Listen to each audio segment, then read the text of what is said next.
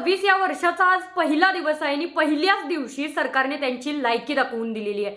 ही पोरं 6 महिने सरकारच्या दारात जाऊन न्याय मागतात आणि न्याय मागणारी पोरं जेव्हा न्याय मिळत नाही म्हणून रस्त्यावरती उतरली ना, तेव्हा मात्र सरकारच्या या प्रशासन व्यवस्थेने लगेचच त्या विद्यार्थ्यांना डायरेक्ट गाडीमध्ये टाकून त्यांना अटक केली।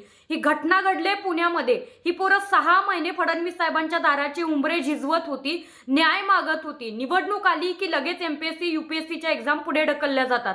निवडणुकीसाठी कुठलीही कारणं काढली जातात। पूर आला म्हणून या एक्झाम पुढे ढकलल्या गेल्या।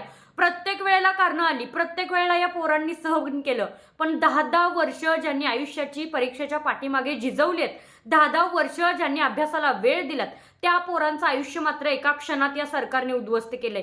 8-9 महिने झाले ही पोरं न्याय मागतात आणि जेव्हा आंदोलनासाठी पोलीस प्रशासनाकडून यांनी परमिशन मागितली, तेव्हा मात्र ती परमिशन पोलीस प्रशासन देऊ शकलं नाही। एखाद्या नेत्याला तिकीट नाही मिळालं म्हणून तेव्हा जे उपोषणाला बसले ना 2-3 दिवसापूर्वी, त्यांना मात्र आंदोलनासाठी परमिशन देण्यात आल्या होत्या। मात्र ही 10-10 वर्ष ज्यांनी अभ्यास केला, ज्यांनी 10 वर्ष आपल्या आयुष्याची घालवली, त्या पोरांच्या आंदोलनासाठी इथलं सरकार परमिशन देत नव्हतं आणि शांततेत आंदोलन करणाऱ्या या पोरांना लगेचच त्यांना गाडीत टाकण्यात आलं। इतकी घाणेरडी शासन व्यवस्था इथली आहे।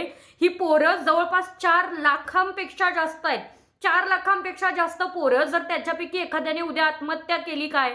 एक मुलगी त्या ठिकाणी सांगत सुद्धा होती की बऱ्याच मुलांनी आत्महत्येचा प्रयत्न केला आणि एका दिवसाच्या आश्वासनावरती त्यांना रोखून ठेवलं। जर 4 लाख लोकांमधल्या एका जरी पोराचा जीव गेला तर त्याच्या घरचा सांभाळ कुणी करायचा याचा विचार इथलं शासन करत नाही का?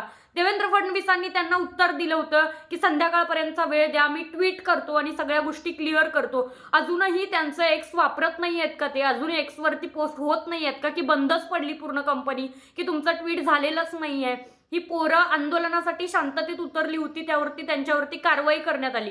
म्हणजे सरकारने ठरवलंय 2026 मध्ये एकतर 4 लाख लोकांची कुटुंब उद्ध्वस्त करायची, नाहीतर निवडणुकीच्या नावाखाली तुमचे फालतू पाळलेले कुत्रे, ज्यांना ग्रॅज्युएशनची डिग्री सुद्धा कधी मिळाली नसेल, अशा लोकांना तुम्ही निवडणुकीसाठी तिकीट देऊन त्यांच्यासाठी पैसा खर्च करताय। मात्र ज्यांचं आयुष्य 10-10 वर्ष ज्यांनी वेचलं, त्या पोरांच्या नशिबात मात्र तुम्ही पोलीस स्टेशन ठेवताय। तुम्हाला जर हे पटत असेल ना, तर एकदा समोर येऊन बोला, त्या विद्यार्थ्यांची बाजू ऐकून घ्या।